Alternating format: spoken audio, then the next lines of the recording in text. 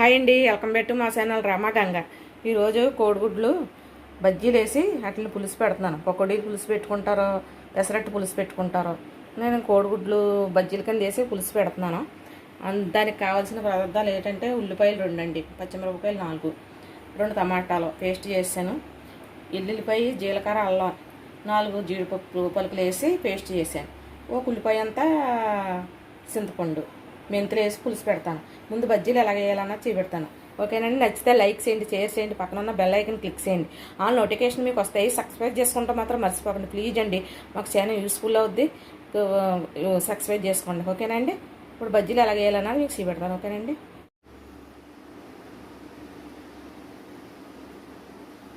ఈ 2 వాటిల కింద చేసుకుందామండి. నేను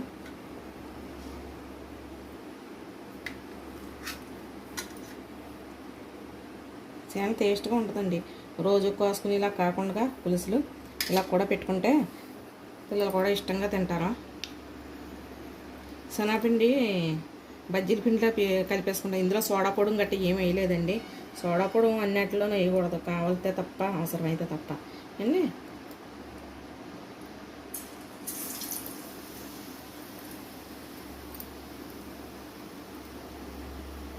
కొద్దిగా సాల్ట్ వేసేసి కలిపాను.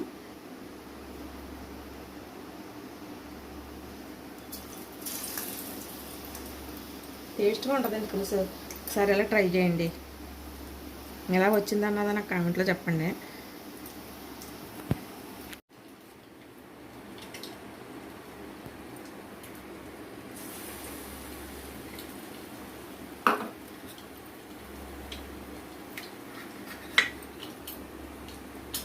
ఒక ఎగ్స్ 2 బద్దల కింద చేసుకోవచ్చు, 4 బద్దల కింద కూడా చేసుకోవచ్చు. కొంచెం పెద్దగా ఉన్నాయి అనేసి 4 బద్దల కింద చేశాను నేను.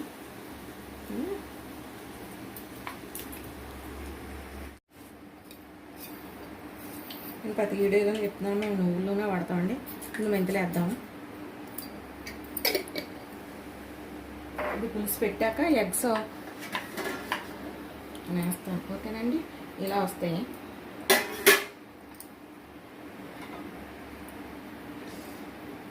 రెండు ఉల్లిపాయలు తీసుకున్నాను. కొంచెం ఉల్లిపాయలు ఎక్కువ ఉంటే పులుసుకి బాగుంటుందండి.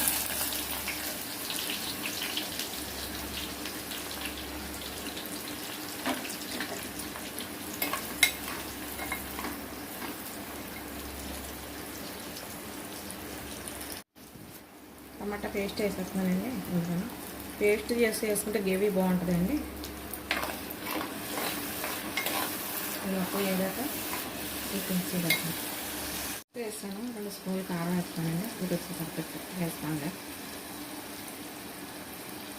పులుసులు కదా కొంచెం కారం ఉంటే బాగుంటుంది. కొంచెం వేద్దాము కారం వేయాలి. మీరు ఎప్పుడైనా ఎలా కాసారా లేదా అన్నది నాకు కామెంట్లో చెప్పండి.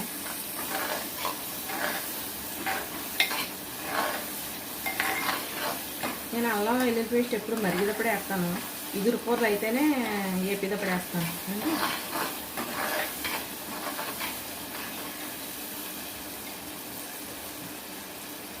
ఒక నిమ్మకాయ సైజు చిన్న ఉల్లిపాయ సైజు చింతపండు అండి కోసేస్తున్నాను. ఇది మరిగేటప్పుడు అవి వేద్దాం. ఎగ్స్ బజ్జీ వేసేసి అప్పుడు ఉల్లిపాయ అల్లం పేస్ట్ వేస్తాం, కొంచెం పేస్ట్. ఓకేనండి, రుసుకు తగ్గ సార్ పింక్ సాల్ట్ వాడుతున్నాను నేను. మీరేం వాడుతున్నానన్నా కామెంట్లో చెప్పండి. ఇదిగోండి, ఎల్లుల్లిపాయ, అల్లం, జీలకర్ర, 4 బాదం పలుకులు పేస్ట్ కింద చేసుకున్నాను. ఇది వేసేద్దామండి, గ్రేవీ బాగుంటుంది అనేసి. ఓకేనండి,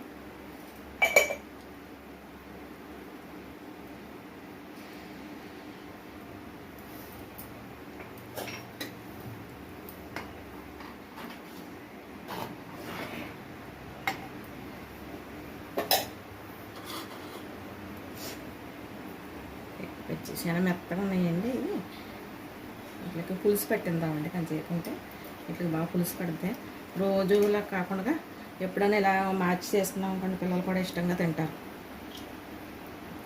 రోజు ఒకేలా వండుకున్నా పిల్లలకి బోర్ కొట్టేద్ది కదండి. బజ్జీ పులుసు ఎలా ఉన్నదే నాకు కామెంట్లో చెప్పండి. కొంచెం దగ్గర పడ్డాక చూపెడతాను. ఓకేనండి, ఇదిగోండి ఉడికిపోయాక గ్రేవీ కూడా ఎంత చిక్కగా వచ్చిందో చూడండి.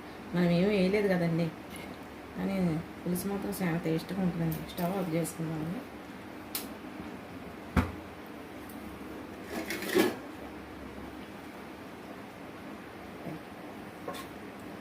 మిక్సీ పెడదామని తీస్తున్నాం. లోన్ అంతా ఉడికిపోద్దండి. ఇలాగ చూడండి బాగుంటుంది. ఇలా ఒకసారి ట్రై చేయండి. ఎగ్ బజ్జీ పులుసు. మనం తూర్పుగోదావరి జిల్లా మన వాళ్ళందరూ ఈ పక్క పెసరట్టు పులుసు, పెసరగొనుకుల పులుసు ఎలా పెట్టుకుంటాం. పకోడీలు ఉన్నప్పుడు కూడా పకోడీ పులుసు చెల్లి పెడుతుంది. పకోడీలు కూడా పులుసు పెట్టుకుంటాం, చాలా టేస్ట్గా ఉంటుందండి అండి. అందుకని ఎగ్ బజ్జీలు పులుసు ఒకసారి ఎలా ట్రై చేయండి. ఎలా ఉన్నదని నాకు కామెంట్లో చెప్పండి. నచ్చితే లైక్ చేయండి, ఒక లైక్ చేయండి, మాకు చాలా యూస్ఫుల్ అవుద్ది. లైక్ చేయండి, పక్కనున్న బెల్ ఐకాన్ క్లిక్ చేయండి, ఆల్ నోటిఫికేషన్ మీకు వస్తాయి. సబ్స్క్రైబ్ చేసుకుంటే మాత్రం మర్చిపోకండి ప్లీజ్ అండి, మాకు చాలా యూస్ఫుల్ అవుద్ది. ఓకేనండి, బాయ్ అండి. మరి మంచి వీడియోతో మళ్ళీ కలుద్దాం. బాయ్ అండి.